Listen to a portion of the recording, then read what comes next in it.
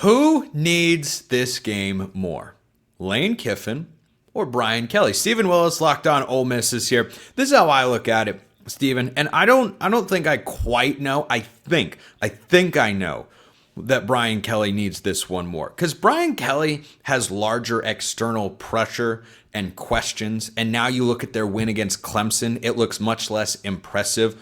Whereas for Lane Kiffin at Ole Miss, I don't think there's nearly as much pressure as there is to win this year than Brian Kelly. Not that they don't want to win. I'm not trying to say Ole Miss fans are just completely neutral and like, who cares? Let's just win 7-8 games, go on to the next. I'm not implying that at all. But that's the way I think this lands for me when you look at the big picture for these two coaches. Do you see it that way? I think so. If you look at LSU's roster, they're kind of the 2025 version of Ole Miss. If we're going to be honest, you go into the season with all of that hype. You're supposed to make the playoff. Everybody's worried about the coach and his ability to get the team there. And if he keeps the vehicle between the lines, so to speak, he has a chance to make it on through. But if he drops the game in Oxford and loses that first game with Alabama still left to go, with everybody that is already on his schedule, they got an Oklahoma game in Oklahoma this year, there's a chance that they could be on 8-4 watch on a year that they were supposed to go to the playoff. Yeah, Brian Kelly has a ton of external pressure to get there because this year they embraced NIL. They did the whole NIL thing, the whole transfer portal thing. This is supposed to be their year. And if they lose in Oxford, which they've done every time they've come to Oxford since Joe Burrow, it's going to be a pretty bad look for LSU moving forward. And honestly, at that point, Ole Miss kind of is on the driver's seat in the SEC to make the college football playoff.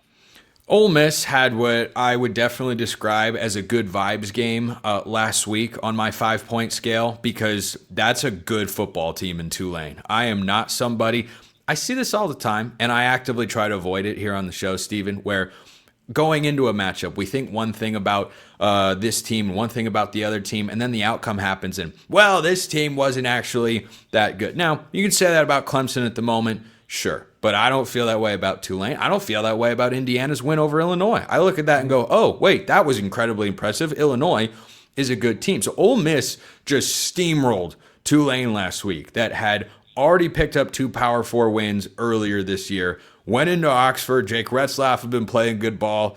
And it doesn't matter who's playing quarterback for Ole Miss. Lane Kiffin has just got it figured out. The system is well established. It is all right. Next man up, and everything works. They're favored in this game. 13th ranked team against the 4th ranked team. It is in Oxford. According to our friends at FanDuel, by 1.5 points. Ole Miss is the favorite. Do you think that is an overreaction to how well they played last week, or do you think that that's warranted for this Rebels team? I don't know if it's an overreaction to the way Ole Miss played last week, although they played fantastic against Tulane. They really did. I think it's a reaction to how bad LSU has looked in the early part of the season. And their big wins against Clemson and Florida don't look like big wins anymore. So when it comes to LSU, everybody's not quite sure what they have. LSU hasn't been able to run the ball. Even against Southeast Louisiana, they averaged less than 4 yards per carry in that game. Their offensive line has kind of been a mess. And the funny thing is, the weakness in the Ole Miss defense is run defense. So in this game, it's going to come down to LSU's ability to run the football and Ole Miss's ability to stop that run. If LSU can't do it against Ole Miss, which they couldn't really do it against Sela on Saturday, they are going to have a serious problem on their hands, because if we all know anything, Lane Kiffin is going to scheme up 24 31 points in the game. Just the schemes and the way they play, they're going to be able to score. If you can hold down LSU, this is almost an exact reverse, in my opinion, of the 2024 Ole Miss LSU game, to where you go down into Tiger Stadium, you have all those hopes, and the air gets completely let out of the balloon. Sela, by the way, Southeast Louisiana, for those that are not familiar with the lower level college game in the greater Louisiana area. But the over-under set at 54.5, and past years would indicate that that should be the easiest over bet of the week, according to our friends at FanDuel. Steven, 54.5, they might hit it in the first I don't feel that way. I'm not so sure because this is an LSU team that, as you mentioned, has struggled to score points. They're going to be on the road, and LSU's defense has been super duper excellent, awesome so far this year. Blake Baker's second season, it's really starting to click on that side of the ball. LSU fans have to be wondering, where was this when Jaden Daniels was winning the Heisman Trophy? Where was that? That's a national championship team if you blend those two things together. Do you think that this game gets high scoring again, or are you seeing a game that's played under 30 points for both sides? I think under 30 points for both sides. And in fact, I think that we're going to look up at the clock at about 9 minutes to go in the fourth quarter, and it's going to be 17-17. That's what I think is in our future, and it's going to come down to who makes a play at the end of the game to determine who wins the game. I feel really good for a Monday evening as we record this about Ole Miss winning this game. I feel better about Ole Miss winning this game than honestly I did about Ole Miss beating Tulane. I thought that was a classic trap game. And I think that Ole Miss has shown some toughness. They made plays against Kentucky. They made plays against Arkansas. And when it comes to a team, sometimes either you make plays or you don't. Last year they didn't. This year they're making the plays they need to make. And like I said, I really like Ole Miss early in the week. Two important questions, and I'll get you out of here on this, Steven.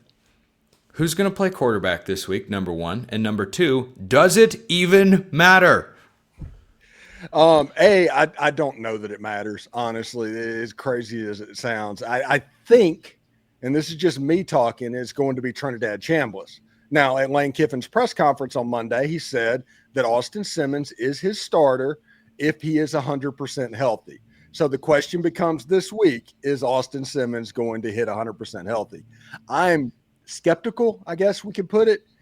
Trinidad Chambliss has won games, and this is the best defense that Trinidad Chambliss will have ever seen on a football field. So by a lot, by leaps and bounds. So if Trinidad Chambliss comes out and starts the game and has the game like he has the last 2 weeks, knowing that it's not going to get harder for him the rest of the season, I think going into the bye week, it gets weird in Oxford. It genuinely gets weird at that point. But I do think Trinidad Chambliss is probably going to be the quarterback this weekend. I don't know that I'm confident enough right now to make a pick on this game as we do this. I might have to save that for later in the week. Yeah. I got to let these sorts of thoughts and discussions marinate for a few days before I can come down. This is a tough one to pick. Ole Miss is at home, but LSU's defense is so good. Defense travels. I know Garrett Nussmeier can play well against an SEC defense. Trinidad Chambliss. There's a lot. There's a lot in this game. Thing. Yeah, go for it. Thing. Brian Kelly in his press conference today described, preparing for Trinidad Chambliss or Austin Simmons, we did the same thing last year against Texas A&M. Do you remember what happened last year against Texas A&M? If memory serves, it didn't go very well. Yeah, Marcel Reed just ran the zone read all over the field and ran all over Blake Baker's defense. And Trinidad Chambliss, as John Summerall called him, he's an annoying quarterback in all of the ways positive for Ole Miss because you can scheme him up, you can do whatever you need to do, and he's just athletic enough and twitchy enough that he can get a first down anyway. And I think that's an interesting matchup. I think Blake Baker's defense, as good as it is, and Trinidad Chambliss, that is your matchup besides the LSU run game and the Ole Miss defensive line. I think those are the two things.